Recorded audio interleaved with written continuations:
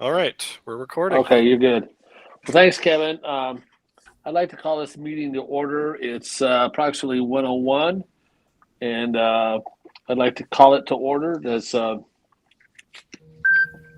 anybody have anything exciting to say? But I think we're good to go. Kevin, I'd like to get a roll call going to see what. Oh, Kevin, we lost him.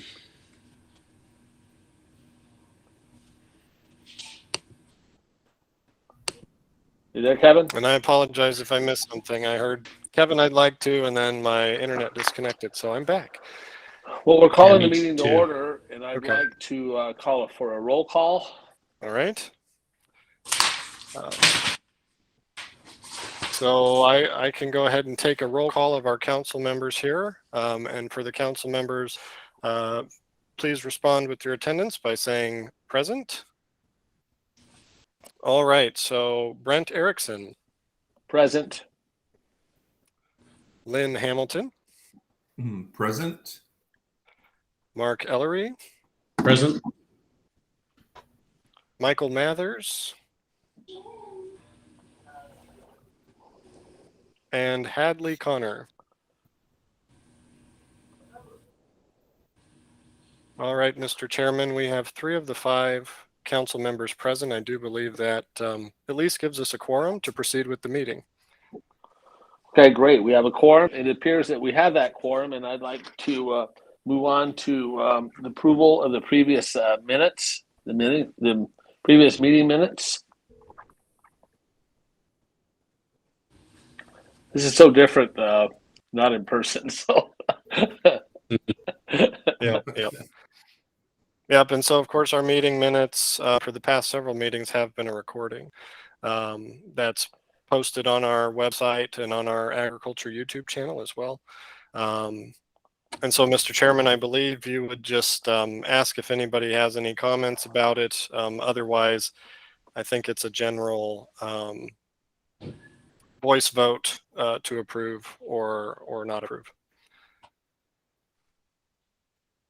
does anybody have any additions or amendments to the meeting, to the minutes of last meeting? Nope. No, but I would move to accept the minutes as recorded from our December 8th meeting. Okay, thank you, Mark. Does someone second that? I'll second that. Thank you, Lynn. So we have a motion to move and a second, Kevin. Okay, then I believe you can go ahead and call for the voice vote. I'd like to have a voice vote on accepting the minutes as recorded.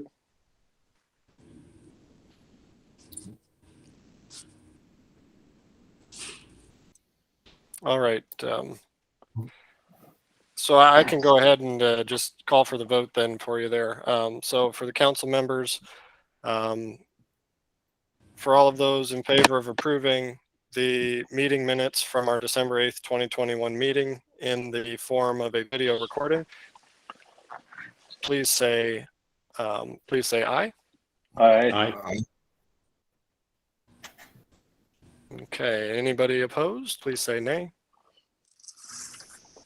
I believe we had 3 ayes there from what I saw. So it looks like the minutes are approved. And just a comment that I'll make about that, the big thing, our meetings typically go over an hour, but one of the things, of course, to double check on those is we don't do any editing to the recordings. It is what it is. And so that's one reason to, obviously approve the recording to make sure that it's still in its full form that it was before, that we didn't omit anything. But there's no reason for us to do that. That's just, that's Okay. one reason why we would approve. So, all right. Okay. Well, let's move on to the next item of the agenda.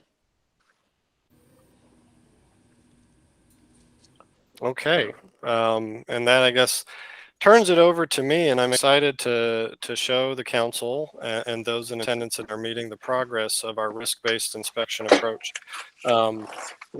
Last time we had a council meeting, the question was posed to the division to do a comparison of to do a comparison of what the risk-based inspection approach is telling us to do versus what Weights and Measures has historically done. And before I proceed any further, I'll just ask if anybody has their mics on to go ahead and mute them just to prevent any background noise. And of course, for the council members, if you have any questions along the way, I'm more than happy to answer them as we go along here. So I'm going to share. Oh, go How ahead. would I do that? Well, at the bottom of the screen, if you're on, are you on a phone or on I have an earbud on my iPad. on your iPad? At the bottom of the screen, there should be a little microphone icon that you can hit to mute or unmute. I know I can mute you, but I can't unmute you. So, Okay, well, go ahead and mute me. okay. All right. And it looks like Mark has a question to begin with. So go ahead, Mark. Just real quick, the internet connection's horrible here. I can hear you guys. I don't know if you can hear or see me. Yeah, I can hear and see you just fine. So Okay.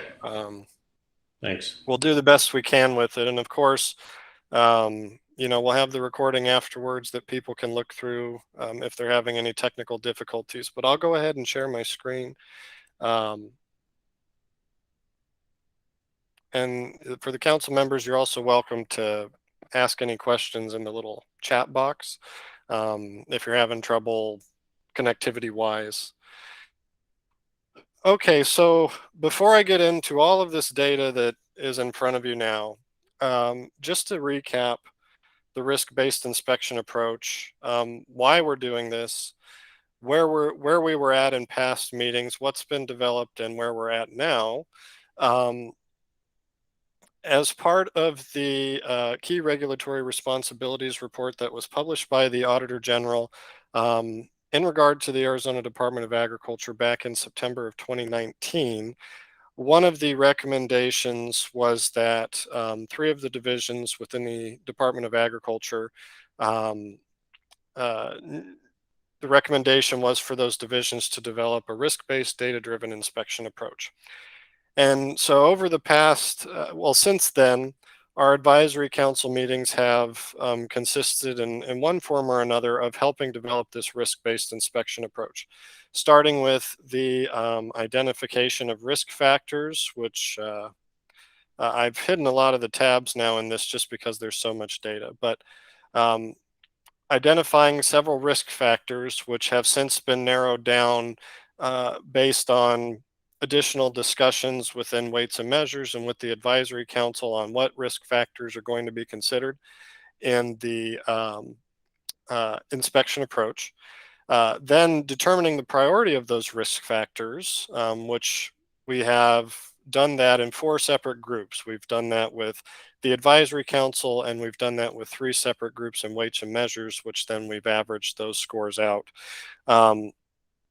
Determining the relevance of those risk factors to each of our inspection categories. So we have 17 inspection categories, and we're trying to say, okay, well, a risk factor such as the category compliance rate, for instance, how is that relevant to our inspection of motor fuel dispensers versus our inspection of motor fuel quality and so on?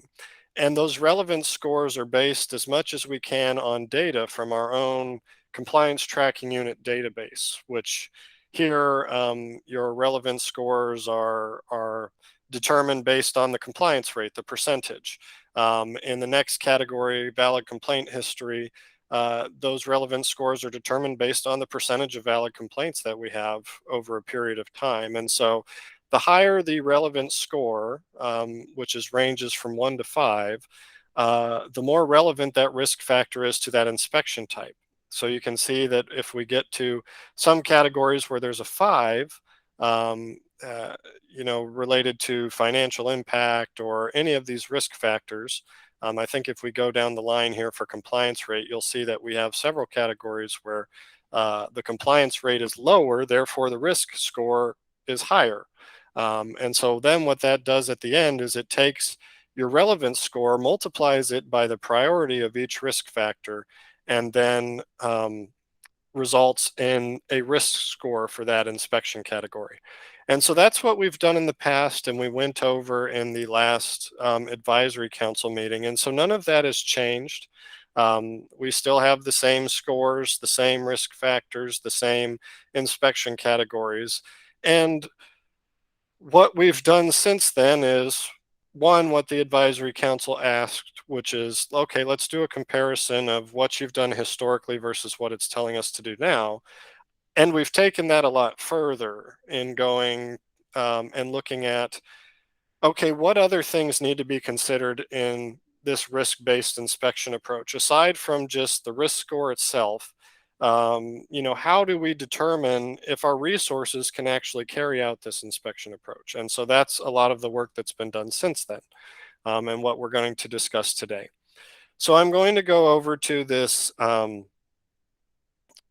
score summary is the first part I'm going to look at. And this colorful sheet here, it is comparing what we've done in calendar year 18, 19, and 21 to what the risk-based approach is telling us to do now. And the reason that these years were selected is initially we had pulled data for the past 6 fiscal years. And the problem with that is we had changed some of our inspection procedures, in particular for motor fuel dispensers, since the first fiscal year that we were looking at, which was fiscal year 16. We had eliminated a step in the procedure based on data that said this type of violation comes up, I think, 0.004% of the time. So it really was a time savings for us. It's saying, well, this violation rarely ever happens. And the portion of the inspection procedure that needs to occur to determine that violation was then eliminated because there was a very, very low risk associated with it. And it resulted in a huge time savings for us when inspecting a motor fuel dispensing site. Instead of having to draw 15 gallons from a fuel dispenser per grade at a station, we're now most of the time only doing 5 gallons unless we find something that we either need repeatability for, such as in when the meter error is close to the end of the tolerance, or if there was some abnormal performance that we wanted to try and replicate, something like that. So the other thing that I'll mention is calendar year 2020 was left out because there was a good portion of that year where we weren't doing inspections due to the COVID-19 pandemic, um, that initial period where everybody was pretty much on lockdown. And so for our inspectors who were determined non-essential based on the criteria at the governor's office, they were working from home and they were doing some other non-inspection projects, so they weren't having contact with people out in the field. So that was eliminated because that was kind of a data outlier for fiscal calendar year 2020. So these recent years were compared with what the inspection approach is telling us to do. And if we go down the line, we have 3 rows that we're looking at. One, the top one is the risk score. The second row is the average annual number of scheduled inspections for those 3 calendar years that we pulled. And then the third one is the annual number of inspections to complete based on our risk-based approach. And so as you can see, I color coded it because I wanted visually people to have the comparison there. And so you can see there are some differences. There's a little bit less focus on motor fuel dispensers, about the same here on motor fuel quality, small capacity scales, a little bit less on your price posting, a little bit more on price accuracy. There was a big jump in packaged commodities, and I can explain that later on if needed. Water vending machines and so on, you can see there's some differences in color and some similarities. When we get down here near the end, these particular categories, timing, counting, and linear measuring devices, and public weighmaster, they're going to look the same right now because we haven't focused a lot of our resources on those particular inspections. And the one of the reasons for that is just because of our resources. We felt that in the past we were doing somewhat of a risk-based inspection approach by inspecting the categories that impact the most consumers, and that's on the left side of the screen, motor fuel dispensers, small capacity scales, particularly in large retail locations such as grocery stores, discount stores, and so on, and a lot of pricing and price accuracy. Also, because in at least three of those categories, we get a lot of complaints. Our highest complaint category is motor fuel dispensers. And then retail price accuracy is really our second highest. And so we've focused a lot of intention on those categories for those reasons in the past. The other thing that you'll notice is that the number of inspections is increased here. And that's one thing that we're trying to look at now as far as, okay, it's telling us that we need to do on an annual basis 6,409 inspections to complete. And I actually think that this 3687 is a little bit low for what we've done in the past. But what it is taking out of the picture is any type of reinspection that happens as a result of non-compliance, and it's taking out of the picture any consumer complaint, whereas the 6409 is as well. And so we're looking at that and we're figuring out how does that fit in with our current staff resources that we have available, and what it's telling us that we should be doing, is it actually achievable? And so we'll go into the details here more on the next sheet. But before I go there, does anybody have any questions so far? Okay. So this is where it gets pretty complicated, and I've gone through and explained this well enough to enough people within our department now that I feel I'm pretty good at summarizing it. When I first proposed this to one of our department folks, I felt like they got super confused, and so I've worked on my delivery now. So you have these numbers, these risk scores, and so what you have to do is you have to convert that into a number of inspections. And there's lots of things you have to take into consideration. One, you have to look at, well, how many locations do you regulate overall? And what is the maximum inspection frequency that you're willing to, or the minimum inspection frequency, I should say, that you're willing to accept, given the staff resources that you have? Because keep in mind, we really only have 14 inspectors that all they do is inspections. We have two other positions that currently have an inspection workload, but they're supervisory positions, so they do a lot of other projects as well.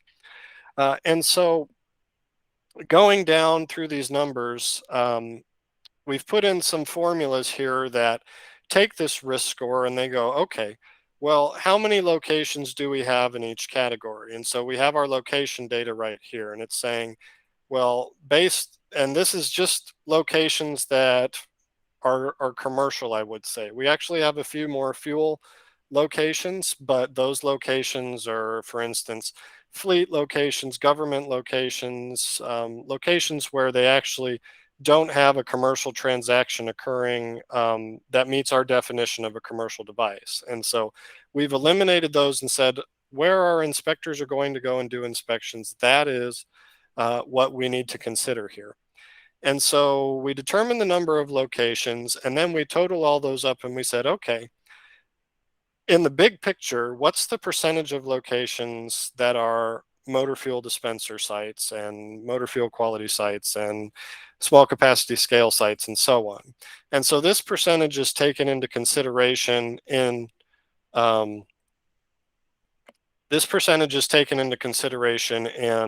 determining the number of inspections that we need to complete in each category. Then we, of course, rank the different risk scores and we calculate that in as well. So if the number is higher, that's the highest risk category. If the number is lower, that's the lowest risk category. And it goes down and it runs through these equations and it spits out a number here that says, okay, this is the number of risk-based inspections that I think you need to do. But it's also taking into account our staff resources, because at first, this worksheet, the data, looks like Mark's video and audio gone. That's too bad. And it looks like we actually had another council member join in. I believe Michael Mathers is with us now. I apologize for my tardiness. My notification didn't pop up, and I was working and not paying attention. Well, that's all right. We're glad that you're here now. So to continue on, we're talking about the risk-based inspection approach and the work that we've done within the division to develop this further and get it towards to a point where we can actually implement it out in the field. So initially, after doing all these calculations, it was spitting out these inspection numbers, and I was going, okay, well, can we actually do that with our staff? And then I realized, I said, well, we need to know how many work hours do we have available for our staff to actually do this? Because I don't want to set any goals that are not going to be achievable. And so we went up and did a lot of research, pulled a lot of data from our system, and it's actually down here at the bottom, determining the number of work hours that we have available. And so we pulled data and actual records, timestamps that our investigators enter when they're out doing inspections. They have an app on their phone. They'll clock in and say, okay, now I'm doing an inspection. Let's see, Mark's joining back in here. They'll clock in and say, okay, now I'm doing an inspection, and that has its timestamp. And then when they stop doing the inspection, there's a timestamp there. They also record that data into our compliance tracking unit database. And then we use that information. We pulled historical records from our different inspectors and came up with an average for the different areas of the state. And the reason that we separated these areas of the state is because we realized that if you're in the Phoenix area, generally you'll have less travel than maybe the rural inspectors do out in Kingman or Flagstaff or Yuma. And the same goes for Tucson. They're a little bit of a mixed bag there. They have a metropolitan area, but they also have basically the whole southeastern corner of the state where there is a significant number of travel time that could take place. And so we took that into account. And what this does is I can say, okay, right now I have 8 inspectors in this area, I have 3 in this area, I have 3 in this area. And it's going to take that average number of inspection hours per year and multiply it all together and say, okay, this is the total number of work hours that you have available. So if I lost 1 inspector throughout the year in Phoenix, let's say I changed this to 7. Let's see here. There we go. It took a minute, but the inspector work hours dropped. Now I only have 11,000 work hours available versus before when I had a little over 12,000. And so that's going to then change the number of inspections that the approach is telling me to do because I lost a resource basically. If I gain a resource, then my number of work hours available will go up. And this was actually interesting because originally I started out and I said, okay, you know, everybody, if you work 52 weeks out of the year, 40 hours a week, that's 2,080 hours. And I started to deduct some things from there. I said, okay, well, people on average, they're traveling about this much. They're spending that time traveling rather than doing inspections. I said, okay, people go on vacation. We have paid holidays. All of that needs to be factored in. And so I had removed that from the pool of work hours that I had available. And I felt like I had a pretty sound number. And when we reviewed this with our management team, they kind of looked at it and said, no, I think actually we have less work hours available than you think. So I went in a little bit further and I pulled some data. I got some data from OECD, which says in the United States, on average, an employee, a full-time employee, has 1,767 hours available throughout the year. Then based on the number of hours people were actually working, versus traveling or doing administrative duties, I should say, actually doing inspections, I was able to come up and say, okay, well, 49% of the time our inspectors are conducting inspections based on 1,767 hours a year per person and an average combined of 863 hours per individual that they're available to work. And so people might say, well, that's below 50%. That's not a lot of time that you're out there doing inspections. But when you consider, like I said, leave time, holidays, and the big one for us is travel, the amount of time that our investigators are behind a windshield getting to an inspection location in a state that's as large geographically as it is, that takes up a significant amount of time. And then you also have training, you have administrative responsibilities that need to happen where inspections can occur. And so right here, this is one number that I've identified as, well, this is a good starting point for us, as far as saying this is the number of work hours we have available for our employees. And one goal in the future, one metric that we could track might be, let's up the percentage of time that our inspectors are conducting inspections. Let's see how we can make that possible. So that's one metric we can track. Obviously other metrics we can say, well, let's up the number of hours that people are out there doing inspections. There's different ways that we've tried to do that in the past, but if we get a complaint, if we're focusing on doing an inspection in Yuma, but that investigator gets a complaint in Quartzsite, well, that's travel that we can't avoid. We have to go out and respond to that complaint. And so, it's going to be 4 hours of travel probably during that day for that inspector to go out and do that inspection. And that's just, we can't avoid that. We don't have enough people positioned around the state to reduce that travel. And it's not really practical to do that because our populations are typically concentrated and focused in certain areas of the state, which makes kind of these other areas along interstates and rural areas, hard to place an investigator there because they won't have a big workload. So then we go up to the number of inspections, and okay, we're factoring in the number of work hours that we have available. It's saying we have 12,085 hours to work with. Okay, well, let's go back and look at the historic data for the number of inspections in each category. Let's remove the complaint work hours, the reinspection work hours, and let's just come up with the average number of hours it takes to do one type of inspection in each category. And we're going to use that to then be factored into all of the other calculations to determine the end result, this number right here, the number of inspections that we have. And so up here at the top, just a basic overview. Any of the categories here that have green, that are colored in green, that's data that's manually input from our database. So this number of inspections that we did over calendar year 18, 19, and 21, that's a combination of those 3 years, saying that in those 3 years combined, we did 2,175 motor fuel dispenser inspections, not including complaints or re-inspections.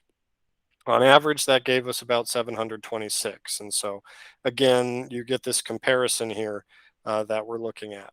On average, it takes us about 4.2 hours to do a motor fuel dispenser inspection.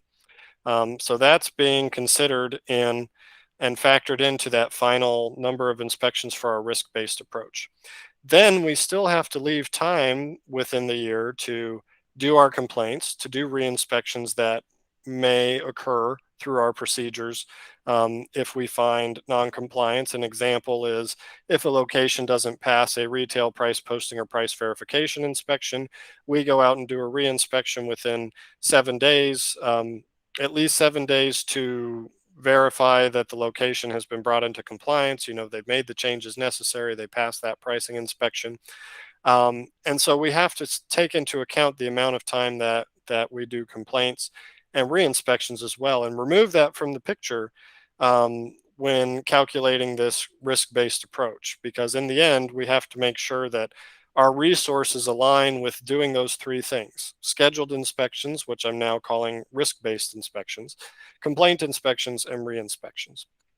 And so when we go through that, over to the right here, it totals everything up and it says, okay, if you remove complaints and re-inspections from the picture, you have 8,152 hours available to do your risk-based inspections. And so then it takes that number into consideration. It takes the average time it takes to do each inspection, goes through the risk score, the priority for each of those categories, and that's where we're getting these numbers down here below. It's taking all that into consideration, and it's doing one other thing. In some of the categories, because historically we haven't done a lot of inspections, the compliance rates are relatively high. It's saying, okay, these aren't really high risk at this point.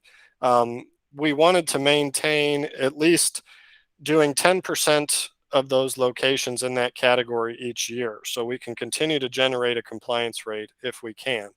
Initially, I think what we'll have to do to get a realistic compliance rate in some of these categories is go out and do a larger sample of those inspections to generate a realistic compliance rate, which may change the risk-based approach. We might go out and inspect 20 counting devices and find that all of them failed. And then it's like, okay, we need to focus more in that category. We might do the same with timing devices where it says, okay, there's a lower compliance rate here. You need to do more of those, which with the resources we have then means we have to do less of something else. And same with any of these categories. But at a minimum, we're inspecting in each of these categories, each location once every 10 years, which seems like a lot, but it's a lot better than we've had in the past years. We have certain inspection categories that are upwards of once every 70 years, once every 168 years in certain categories, which is ridiculous, but we've just historically focused in certain areas. And so now the projected inspection frequency, which you see in this line here below, nothing is above 10 years. And in some categories, like motor fuel dispensers, where we've historically tried to do once every 3 years, it's still saying, yep, you're going to do those once every 2.9 years. So that inspection frequency remains the same. Some of these other categories have gone higher or lower, depending on what it is. So before we go further, I know this is a lot of data to take in, and I'll show you kind of where we're trying to head with it next, but I want to see if there's any questions so far. Go ahead, Brent, if you can hopefully unmute yourself here. There Okay. you go. You got it. Does the amount of dollars come into in this factor at all? I didn't see any of that because if you're out filling up your car right now and the meter is off, does that take into account where you're at someplace else where you're buying 20 cents worth of radishes or something like that? Yes, it does actually. That's one of the risk factors that's being considered. Financial impact right here. And a lot of that has to do with data from the Bureau of Labor Statistics. We pulled data on the average cost for different types of commodities. And it's tough because in some of these categories, in fact, I have a note here, small capacity scales. So right now, yes, motor fuel is expensive, but we're looking at, okay, per gallon, $4 to $5 a gallon right now. And for small capacity scales, you have to look at, well, small capacity scales can be used for a variety of industries. When we pulled the data, the average grocery transaction price, $5.56 per pound. So that's across different types of commodity. Yes, you might have radishes that are 20 cents a pound or whatever, but you might have prime rib that's, $10 a pound. I've seen, items like macadamia nuts, which are like $21 a pound. And we actually did an inspection one time where we were testing the tear of the containers that the consumers can use to purchase those items. So like the thin plastic bags, the plastic cups, whatever type of containers, clamshells that people had that people could put their grocery items into, and then take them to the register, enter the PLU, and it would calculate the weight. We had to make sure that those PLUs were taking into account the tear for that item. And we had found one retailer where the thin plastic bags that you put produce into or bulk items, whatever, that 1/100th of a pound or whatever it was wasn't being deducted, and that was enough to amount to, for some items like macadamia nuts, a whole quarter that the consumer was basically paying but not getting that item in return. And so you have to look at the transactions in regard to what is that device capable of measuring. Small capacity scales, the price of gold. If you're at a pawn shop, a jeweler, and you're selling a piece of jewelry to them, well, okay, at $1,700 an ounce, and that price may have changed since then. The smallest amount of error on that scale could have a significant financial impact to consumers. And so, going down the line, we tried to base this risk factor again on what is the greatest financial impact to consumers. And it could also be argued that, well, more consumers are consuming motor fuel than they are macadamia nuts, and that's probably true. But if you look at the world of grocery sales, for instance, there are so many items sold by weight, and such a large percentage of consumers that buy those items, because we need to eat, and some people have preferences over certain types of groceries than others, that, is there a larger pool there than there is for motor fuels? I don't know. And we're happy, of course, if anybody from industry has additional data that'll help kind of influence these risk factors, to take those into consideration. But we've done our best to try. Yeah, see, this is old data. The average price for gas and diesel, 3.32 a gallon. I wish it was still that, but it's not. So we tried to do that the best we could, and factor those in. So hopefully that answers your question. Any It other did. questions? Okay. Okay, I'm going to continue on here and then show you where we're trying to head with this going forward. So, great. It's telling me that I need to do this many inspections in each of these categories. And now we're trying to see, well, is that realistic? Okay, we have these 14 inspectors that are out there in the field, but not everybody's trained to do everything. And so we need to take that into consideration. But we also need to consider, well, what do they have to inspect within their district? Take the Yuma investigator, for instance. They have a relatively small district in comparison with Phoenix or Tucson or some areas of the state. And part of that is just because Yuma, geographically is kind of isolated there in the corner of the state. And to travel anywhere else from Yuma takes a significant amount of time. And so the district in Yuma goes out, east to Tacna, Dateland, Welton, goes up north to Ehrenberg, Quartzsite, Baus, some of those areas. But when you get beyond that region, the amount of travel is too significant to make a day worthwhile for that inspector. And so Yuma has fewer probably retail locations than maybe our inspector up in Kingman does, where they're covering Kingman, Parker, Lake Havasu City, Bullhead. They're going up through Nevada to Littlefield. They're going to Mojave Valley, all of those areas. And so we have to take that into consideration and say, okay, we have to be sure we're not overloading one inspector over another as far as their workload. And so we're going through right now and we're crunching some data and we're saying, okay, in each district, and we have these state areas that we assign a number to them. It doesn't really mean anything. No district's better than another. It's just an identifier. So District 1, 2, and so on. These are the number of motor fuel dispenser sites they have in that district. Okay, District 1 has 123. District 15, which is Yuma, only has 84. So you can see that, well, they have less in that area. So maybe they'll need to pick up on another inspection type that they can do. And overall in those districts, you can see there's kind of fluctuation on the number of devices that they have. So we have to take that into account. How many of those locations in each category does each inspector have to work with? Then we have to go and say, okay, here's our inspectors' names, their districts that they're assigned. This is the number of inspections that they would need to do in a year to meet our risk-based approach. To get 675 motor fuel dispenser inspections.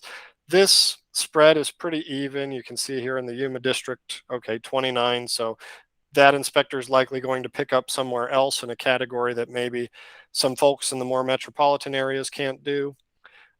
We go through and we look at, okay, what are the capabilities for each inspector? Because then you have certain people like large capacity scales, for instance. We only have 3 inspectors that are trained that have a commercial driver's license that can go out and operate that equipment. So automatically they're going to be splitting up that workload in thirds until we have more people trained, more trucks available, whatever it is. So their focus is going to be more on that than maybe motor fuel dispensers in their district or small capacity scales for a year.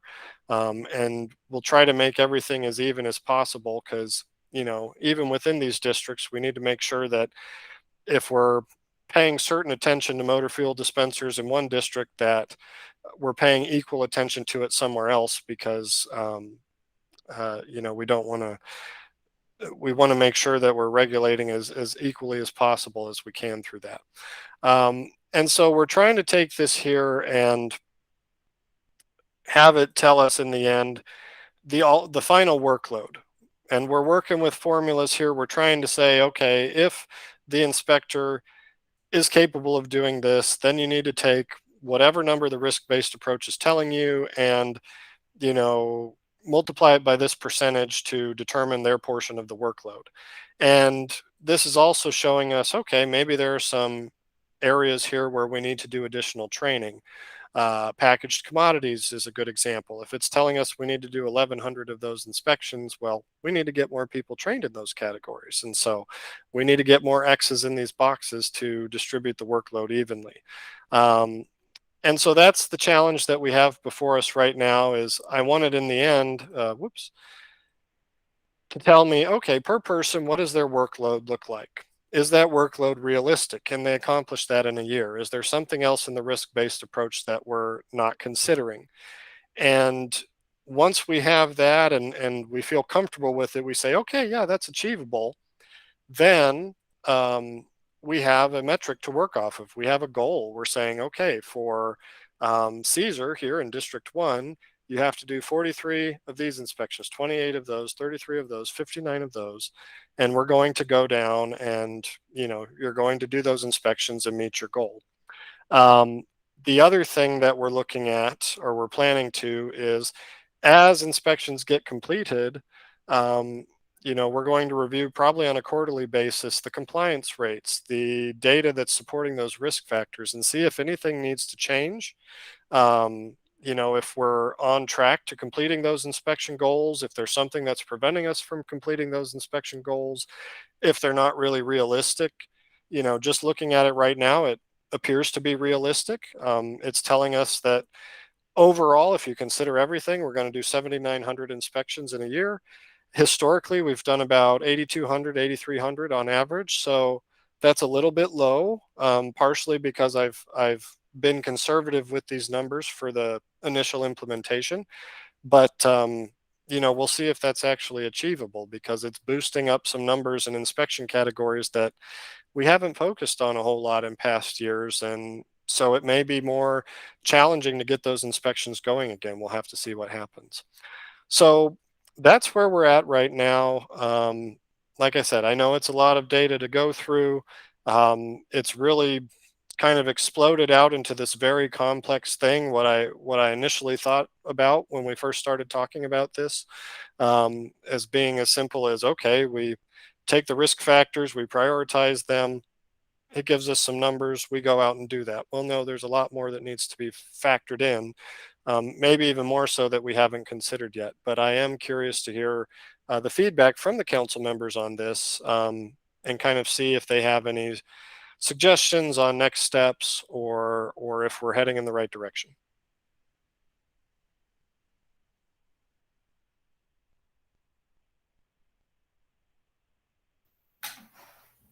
Well, So you want to have any comments? Okay. Yeah, I just have to jump in and say I'm absolutely amazed at what you've come up with. It just looking at the detail that's been put into it, following everything you've said, it makes complete logical sense on how you would go through and make the determinations that you have. And I think it's a great jumping off point. I would be interested to see what happens at the end of every quarter, to see how those results come back, if they fall in line with what we've seen in the past, or if there are any opportunities that may need to be addressed. But all in all, I think you did a great job on this, Kevin. Thank you. Yeah, this is Mark. I concur. It's pretty impressive, really, and I think it's a pretty intense tool for you on a number of levels. One thing I was thinking of is these number of the individual inspectors on an annual basis. They have to complete 600 inspections. Is this going to be an annual? Okay, Bob, you've got to do 600 of these this year. But as Lynn said, it'd be good to follow up quarterly or have some sort of time frame that you can see where you're at as a benchmark. But yeah, neat stuff. Yeah, and I will say one of the things that are, and I think this is probably where the Auditor General is coming from, is because when they were developing their report and they were going through all the data that we had, there were arguments that, well, what we have been doing is risk-based, and but if you were to ask me, well, okay, you want to do motor fuel dispenser inspections, you want to inspect every location once every 3 years, or whatever inspection frequency, whatever goals you had. When I first started out with this division, I had a goal, you need to do 500 inspections in a year, and I think that's just because on average that's what people achieved. And really we have people that achieve well above 500 inspections. But this is actually, these numbers, like to kind of quote what Lynn said, there's a logical sense behind them. There's a meaning, there's a reasoning behind these numbers, which I felt we haven't had before. And yeah, we might find along the way there's some trial and error, there's some things that don't work, and we're like, oh yeah, we needed to factor this in as well. But at least we're not just pulling numbers out of the blue. We're using data to say, this is what we're supposed to be doing. We have a compliance rate of X in this category, so it's directing us one way, and we have all these other risk factors that are being considered into, the end result here. And for me, as somebody who's, overseeing this division and being able to, I guess, go and explain, if somebody asks me, well, why do you do so many inspections in this category or that category, and it says because the data is telling us to do that, and because we only have X number of resources. The other cool thing about this is if we ever wanted to make a case and say we need additional staff resources, we can go through and say, if you give us 5 additional inspectors, we'll be able to achieve this much more, and our inspection frequency will go down in these categories, and so on. I mean, there's so much potential with this, and I expect that there will be some adjustments that need to be made, and part of this is continual monitoring of your goals and metrics. And I have to give a lot of credit to the people that I've worked with from the governor's office, the governor's transformation office, who've helped us with this, and our own strategic planner that we have on our team at Agriculture Now. Her name is Heather Flowers. They've really helped me kind of take these ideas and expand on them further and give us some guidance and say, yeah, I think that'll work, now figure out how to do that. And then our team goes through and, crunches the numbers and figures out the formulas, and yeah, does this make sense? Okay, it looks like it does. So other questions? I see there's some hands raised. Go ahead, Brent. Yeah, I was. You kind of took a little bit of my thunder. The historical data that you have, that working 1,700 to 1,750 hours, is pretty exciting to know that you got a known quantity, and the only way that you can really increase these inspections would be to get some more human resources. And so when people talk to you about, the data is always the best key. Once you have this, all you're going to be able to do, it seems to me, that improve the process over time based on the data you have. And as this cleans up over the next few years, it's going to be very impressive to anyone that's thinking, okay, what can we do? And I think it might be a pretty good method for other departments in the state of Arizona, not just weights and measures, but some other people that could probably use this same format to set realistic goals. All right. Mark? On the motor fuel dispensers, the projected inspection frequency of 2.9, that, as I recall, jives with what your current desire is, the 3-year rotation. How do the others, understanding that the 10-year ones and whatnot are on the outskirts there, but how does that jive with some of these other categories? Yes, the 4.4 or 5.2 for small scales. Is that so, what you're seeing?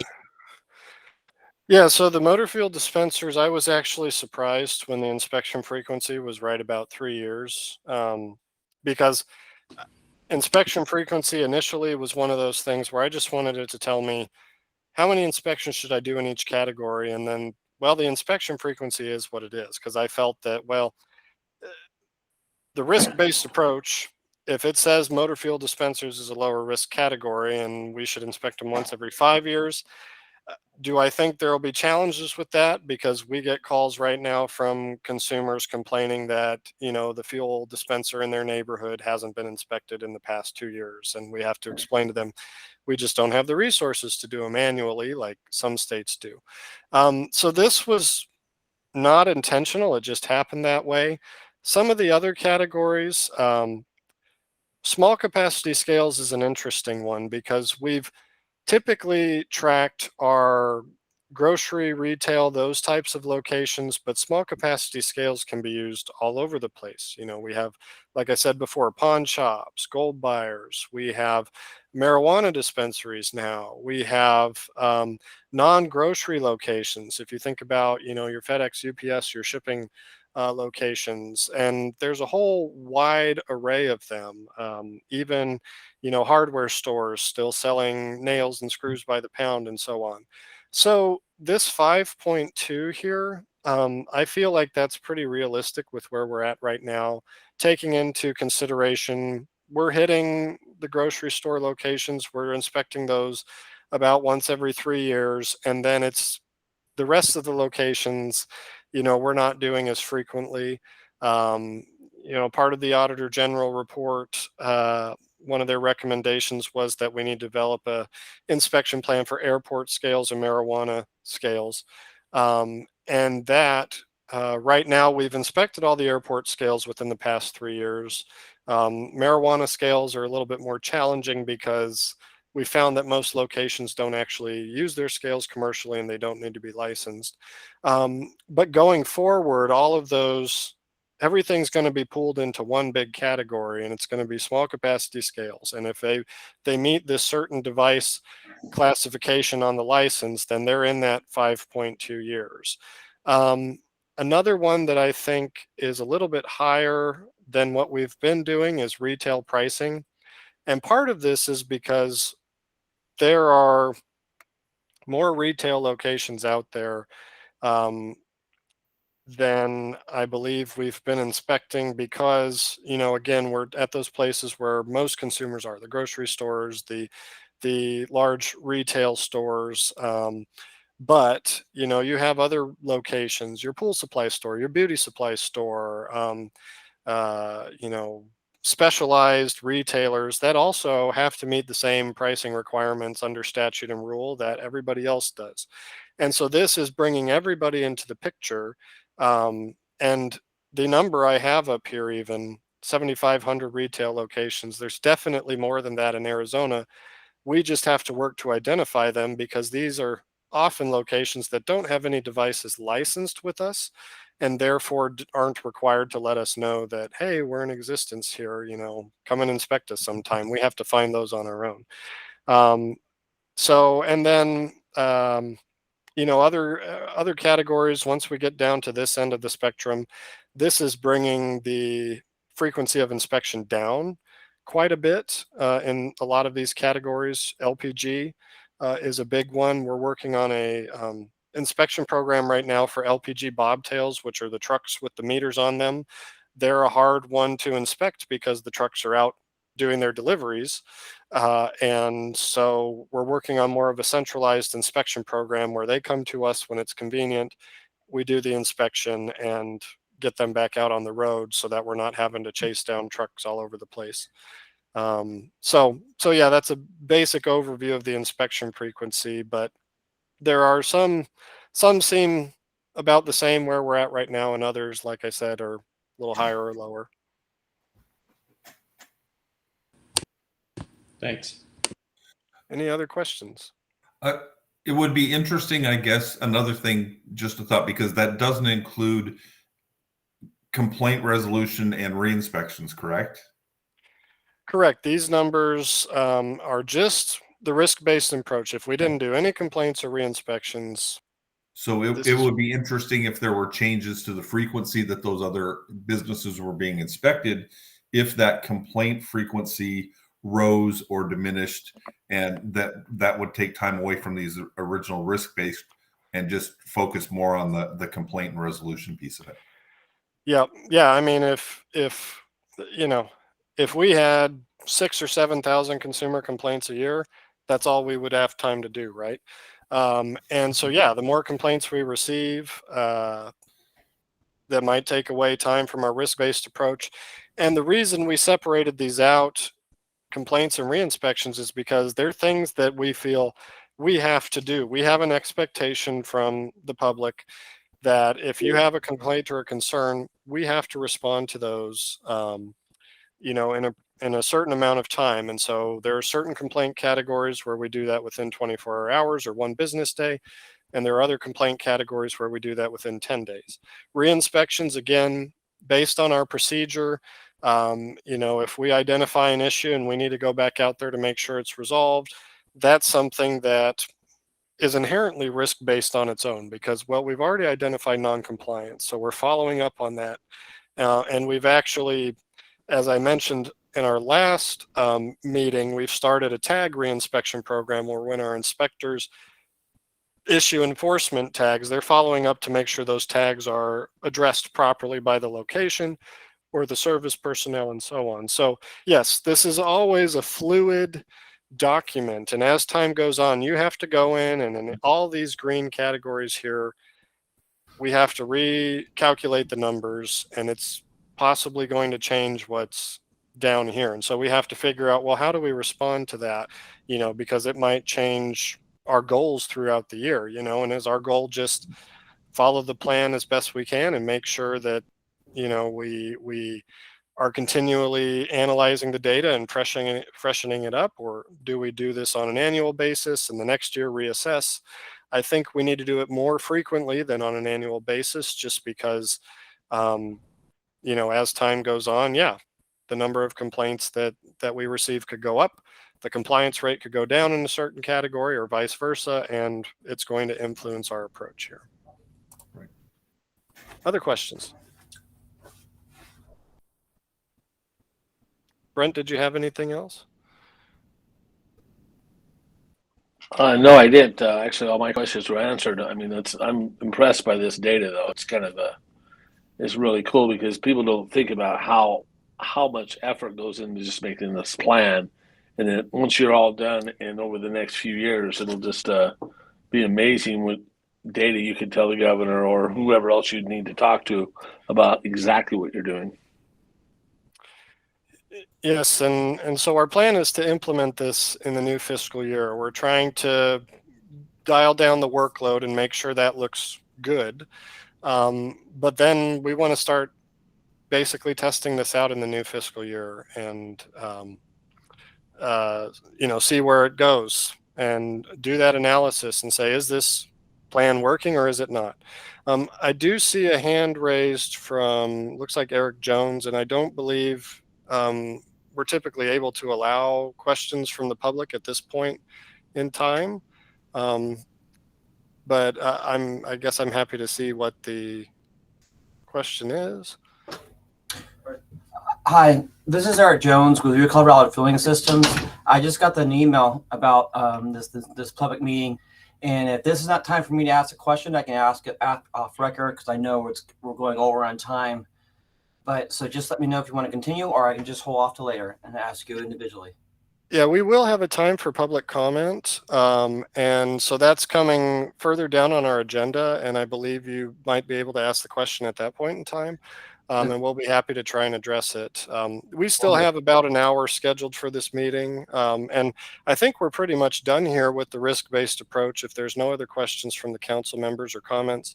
But I'm happy to show you what we've been working on. We've been working hard on it. And there have been a lot of moving pieces, a lot of people involved in making it happen, and I'm excited about implementing it. I'm really curious to see how this goes. And like I said, I know there will be things we need to adjust, but it's a good starting point, and we'll definitely keep the council kind of updated as we go along. So, okay. So that's all I have for the risk-based approach. I'll stop sharing my screen here unless there are any other questions or comments. Otherwise, I guess, Mr. Chairman, we can move on to the next item. Let me unmute me. What do we have another item on the agenda? Because I didn't see it apparently.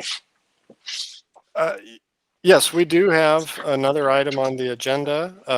Actually, a couple more items. So the next item on the agenda, I just wanted to give everybody an update about the rulemaking process that we're going through right now, and kind of a timeline, a plan, so that all of our stakeholders who are in attendance today and who watch this recording afterwards can be informed.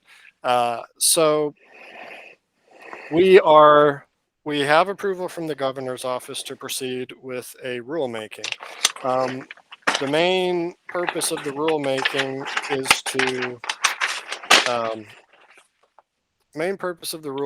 is to try and incorporate E15, which is a gasoline ethanol blend containing 15% ethanol, into the cleaner burning gasoline area. And so the way it works is before we can incorporate a new fuel into the cleaner burning gasoline area, and before we get approval in the state implementation plan from EPA to do so, we have to change our rules so that they would allow that new motor fuel if EPA approves the state implementation plan. And so right now, we're working on that rulemaking. We're working with the Department of Environmental Quality to look at modeling to see how E15 plays out in as far as emissions within the cleaner burning gasoline area, and to see if it's something that the EPA would actually approve into the state implementation plan. But we're going through that initial process, and we're almost done with our draft rule. Our cleaner burning gasoline rules, if you're not familiar with them, are pretty complex as it is. We are trying to simplify those somewhat and reduce some of the burden on our industry members, while at the same time trying to incorporate E15 where we can. In addition, we are doing some cleanup and a little bit of reorganization of our remaining rules to make things easier for people to read.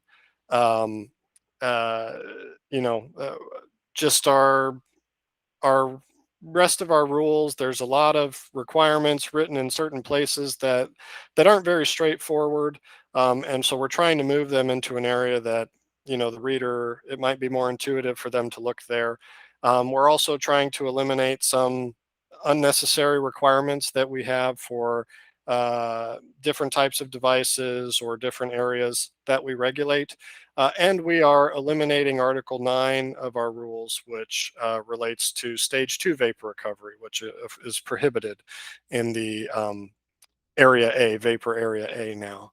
So our plan is to distribute a draft rule to our stakeholders via our listserv here within the next week or two. I actually have a meeting with our attorney on Thursday to kind of go over her comments. She's been helping me with the formatting because the rules have to be formatted a certain way.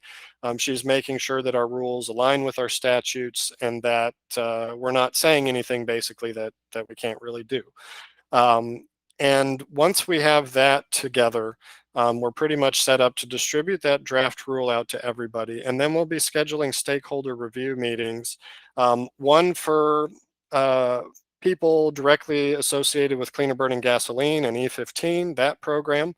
That'll likely be our first review, at which time we'll be going over the changes, addressing any comments or accepting comments, I guess, on the changes at that time.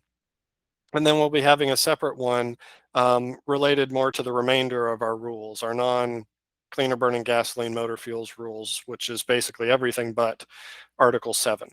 And so we're looking to have those meetings scheduled at this point. It's going to be early April, I believe. We hoped to have a draft out sooner than that, but there's just a lot that's going into the cleaner burning gasoline part of our rule, and making sure that everything's squared away before we get it out to stakeholders, to try and reduce the number of comments that we're going to receive. We expect that we'll receive a good amount of feedback on them. So that's the plan. Everybody who's signed up for our listservs, which if you aren't signed up, you can sign up on our website. There's a bar at the bottom of our website. I'll actually show everybody here right now how to sign up for our listserv. But we'll be sending out the meeting invites and the draft rule to everybody via our listserv. And then we look forward to having those conversations with our stakeholders with the rulemaking. So just really quick here, I'll show everybody. Here's our homepage, agriculture.az.gov. There is a message that they posted recently. We are moving. I mentioned that last time during our last meeting to 1110 West Washington Street, which is down the street from where our building is currently. So there's an announcement about that. But if you go to the bottom of our homepage, there is a bar down here, this kind of teal colored bar. Get email updates with the latest news. You enter your email address, and when you hit continue, then you have the option to select whichever distribution list you would like to be a part of. And for weights and measures, we have like 4 different distribution lists, I believe. Cleaner burning gasoline, vapor recovery, I think is one. We have just general weights and measures, and I believe there's one other one. And so then when I send out that email notification of the meeting and our draft rule, you'll be able to receive that if you haven't been able before. So that's just where to sign up for our listserv. Any questions from the council members at this point about our rulemaking? Anything about the timeline, the process? Okay, Mark, I think you have a question. Yeah, and if you can't go into any detail, I understand. You mentioned that the primary focus is incorporating E15 to the rules, but then also cleanup. But to your knowledge, is there any other substantive change that's in the works that you know of, or is this better discussed later? Yeah, I'm trying to think. Is there anything in specific that you're looking for as far as like motor fuels related, or just in general? Relative to ethanol, E15, ethanol gasoline blends in general. The biggest part of it is incorporating E15. Okay. We've updated some of our motor fuel requirements. We're trying to adopt the most recent versions of the ASTM standard specifications and test methods. We're really cleaning up a lot of the requirements, or I guess the way the specifications for cleaner burning gasoline are outlined. We're considering removing the averaging option for cleaner burning gasoline certification, since I believe nobody's really using it, is the main reason, and it's kind kind of burdensome for people to choose that option and report their certification data to us. So that will affect the tables that we have at the end of the CBG rules. They'll be simplified and in some cases eliminated because we're moving the specifications to the area of the rule where the remainder of the specifications are, so people don't have to go back and forth between a table and some paragraphs in the rule. And yeah, I don't really know, it's hard to say what's substantive to people. I think you'll just have to look at the rule and see what you think. But we're trying to simplify the way our requirements are laid out so that, like I said, it's easier for people to read it. And we're coming up with a summary of the changes, basically, within each rule that will go along with the draft, so that you can kind of see, okay, in this rule, they eliminated this part because it was moved here. To give you an example, like for our administrative enforcement action, which is section 104 of our rules, that's basically where it says, okay, in this situation, you issue an out of service tag and a civil penalty maximum of this. A lot of that enforcement action, our rules or our statutes really give us general authority that we can issue civil penalties up to a maximum amount. We can do enforcement actions up to a certain level. And so it's taking that and simplifying that section and then moving specific requirements or violations related to commercial devices, pricing, any of those categories into those sections of the rule. So for instance, Article 2 of our rule relates to commercial devices. So there's content transitioning from 104 to Article 2. Pricing is Article 4. So there's content transferring from 104 to Article 4 and so on. So it's just moving some things around because, like I said, it's more intuitive as to where it's located, and it groups everything related to that specific category together.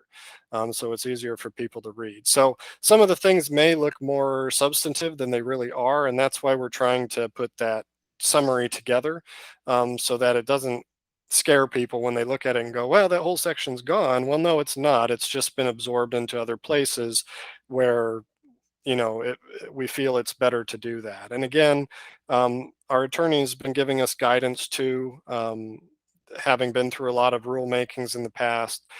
She has a lot of recommendations to make things more straightforward for people when they're looking at our rules to understand the requirements. So that's another driving factor by it as well. So anyway. One quick corollary. Yeah. Again, I'm kind of focused on the CBG side of things, but moving forward with the rulemaking, then the SIP, dealing with the SIP, you mentioned emissions modeling with DEQ. I know Samantha bugged out, but I recall a few years ago doing some work on modeling with MAG and whatnot, but are there data available that for E15 at this point, or are you going to share that in the near future? There is data available. I believe there was something done in 2018, and if I remember correctly, the data was based on like 100% saturation of E15 or something like that. So how relevant it is in this case here, I know the saturation of E15 in the market, from what we've been told, is going to be less than that. But I believe ADEQ or MAG would have that data. That's who we're working with now. And I believe we're meeting with EPA soon to discuss, kind of where we're at with the modeling and what we have so far. But that will be part of the discussion when we get to the stakeholder meeting specifically for CBG, is to tell you, okay, this is what's been done so far, and trying to determine if E15 can actually be used in the cleaner burning gasoline area. It'll meet those emissions reductions requirements. So yeah, there's a lot of research, mostly that's been done on ADEQ's part, since they're the ones that typically do the modeling and work with MAG to make those determinations. So yep. Okay, thanks. And so after the stakeholder meetings, obviously we will respond to comments formally as we're required to do. Eventually, once we've addressed all the comments, the rule goes to the governor's regulatory review council, where they'll take a look at it. and we'll respond to any comments or questions on their end. We have to do an economic impact statement and a couple of other steps in order to complete the rulemaking process, and then hopefully the goal, which maybe is a little ambitious, but the goal is to be done with it by the end of this calendar year, or to have the rule finalized at that point. And so we're moving as fast as we can with it, but we'll see. Hopefully we can make that timeline. So yep, that's information about our rulemaking. Again, if you're not registered on our listservs or signed up, please do so. That way you'll be notified about the stakeholder meetings that are coming up. You'll receive the copy of the draft rule, the summary of our changes, and then we'll be happy to discuss those changes with you in our stakeholder meetings. So I believe that's all I have for rulemaking at this point. And I think that moves us on to our next agenda item, which I just had a brief update about a couple other things in weights and measures. All right. So, Mr. Chairman, am I okay to proceed? Yes, you are. I was looking at my list, but I see the E15. I guess I'm not being forward. I guess I missed that. I don't know. I heard what you said, but let's go ahead. All right. Sorry. That's all right. All right. So just a couple of updates within weights and measures, mainly related to personnel. So we recently promoted one of our compliance officers, which are field supervisors, into a new position. Well, we reestablished the position. So we have a second compliance manager now. And the compliance managers, their role are to oversee the inspection programs, address any issues of non-compliance with industry representatives, make sure that our resources are being directed in the proper locations, that we have the training to do that, working with the compliance officers to make sure that training is implemented. So Mike Brooks, who's based in Flagstaff, he was promoted into that compliance manager position. And so our other compliance manager is Vince Wolpert. So Vince's role is motor fuel quality, cleaner burning gasoline vapor recovery, and he's also taken on marijuana inspections, which are kind of their own challenge, but what we're learning more about them every day. And then Mike Brooks is pretty much overseeing everything else. And so that's our commercial device programs, registered service agencies and representatives, public waymasters, retail pricing, and non-marijuana packaged commodities. So it seems like a lot, but it's great to have that second resource available. And we're hoping that we can develop a more sound training program for our staff, a better coaching and development program for our staff as well, to improve consistency out in the field, the quality of our inspections, and so on. And so the additional compliance manager will help with that. So when Mike moved up to compliance manager, that created an opening for a compliance officer, field supervisor. And so we promoted one of our inspectors, Chad Pillier, who's based in the East Valley of the Phoenix area, into that position. And so he's supervising basically staff in the East Valley and then in the northern region of our state, taking over mostly the staff that Mike Brooks was supervising before. So Chad and our compliance officers, our other one is Damian DeSantiago, who's been with our division and our department beforehand for many years. Their role as compliance officers is changing a little bit. And so right now our compliance officers, they're assigned an inspection district and an inspection workload. But they're also assigned the responsibility of training staff, monitoring performance, doing the administrative duties, all the way down to approving timesheets and leave requests and so on. And one of the things that the Department of Agriculture is focusing on is employee coaching and development. And so we are transferring these compliance officer roles from having an inspection workload out in the field to focusing strictly on training performance, employee coaching. And so they will be out in the field working with their staff, at least on a monthly basis, going over our inspection procedures, training on new inspection categories. They may respond and assist with inspection workloads as needed if we have an urgent complaint or so on, developing special projects and working with our compliance managers to develop those inspection programs and address new programs as they're presented to us. So Chad Pillier, he's our second compliance officer. Again, Damian DeSantiago is our other one.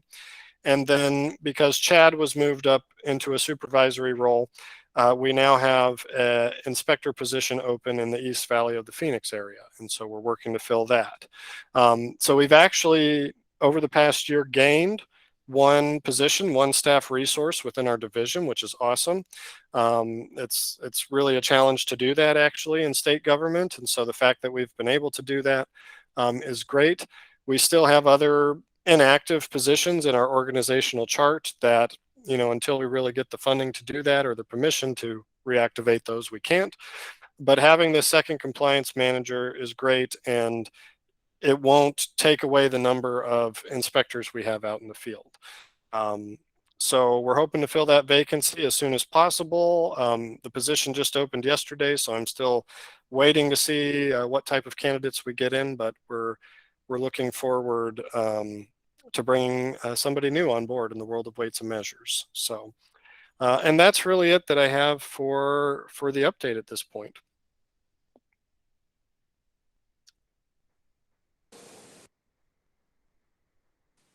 Well, thanks, Kevin. It seems like you had a lot of data, information, tons of preparation for us, and that we appreciate all of the work that you've done on this project and look forward to hearing more about the E15 and your new potential employee.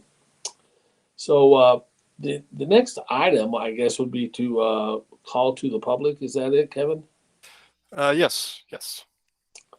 So I believe we had one gentleman calling in. I don't see him anymore. Yeah, and I don't believe Mr. Jones is with us anymore. It sounded like he was going to field his question to another person who's attending. And I'll just read what it says on the agenda really quick. So this is the time for the public to comment. Members of the council may not discuss items that are not specifically identified on the agenda.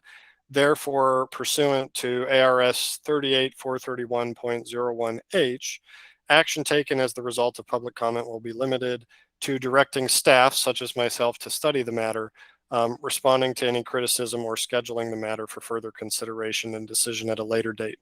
So basically, we're allowed to accept comments and discuss what's on the agenda. Anything other than that, the council may decide to direct weights and measures or agriculture staff to look into the matter further and add it to the agenda, I guess, in a future meeting. So yep, that's the idea behind the call to the public, and I guess we'll see if anybody has anything.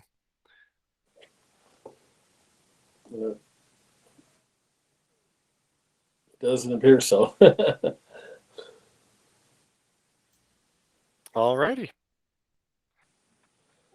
Well, I don't believe that we have an executive session or anything like that to discuss.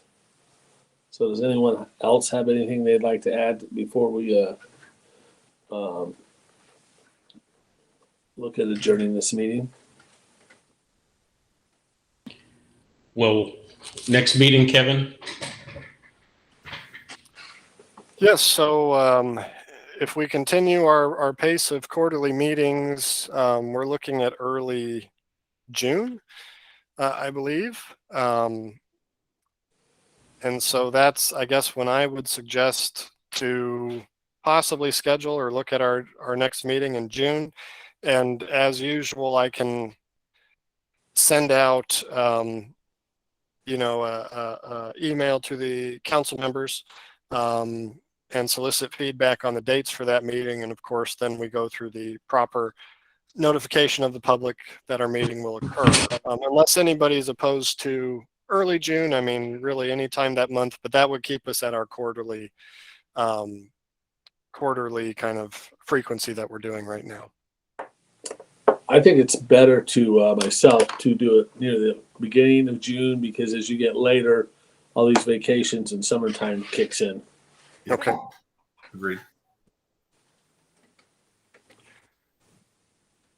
All right. So if it pleases the council, then I will send out a communication to the council members to try and schedule our next meeting in early June.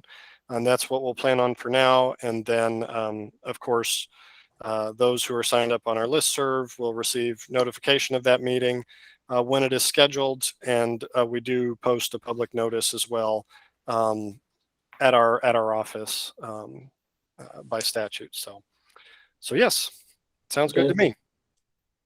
And Does quickly, anyone else? and I see Mike Mathers joined us. So if you didn't see, Oh, I see. Mike? I thought he did. Yeah, it looks like he did, but I don't see anything either.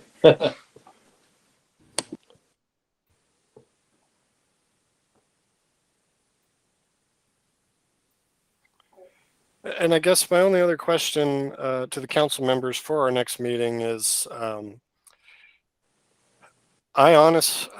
we can continue with virtual meetings. June, we are supposed to be moving into our new building at some point in June, and I don't know if we'll have an in-person space available yet to hold this meeting. You know, obviously going forward, we'll have conference space in our new office location. But if the council's okay for the next meeting to continue virtual at this point in time, that's fine with me. That would probably be best in June, and maybe after that point, we could look into in-person meetings if the council desires. But just wanted to make that comment. I think that works for me. I'd rather personally meet in person, because I mean the whole idea is to get to know everybody a little bit better and know the people in our industry.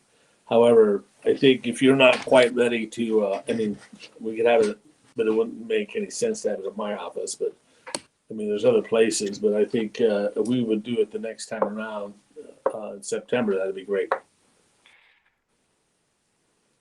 Okay. Yeah, I think that would be best for us, just because we're supposed to be moving during the month of June. For weights and measures, I don't think that's going to be super tedious, but for some of our other divisions and work areas in agriculture, it'll be a big job. And I'm hoping then afterwards we can have maybe an in-person meeting at our new office space. People can see where we're located. And, you know, for the future, weights and measures anyway, it looks like we're going to continue to operate, you know, from a remote work status for most of our employees, but still, it's good to at least have an idea where we'll be located. So yeah. Okay. Would someone like to move to adjourn this meeting? I can go ahead and make that motion to adjourn the meeting Okay, today. thank you, Lynn. And would someone like to second that? I will second that. Perfect, Mark. I would like to have a vote on this motion.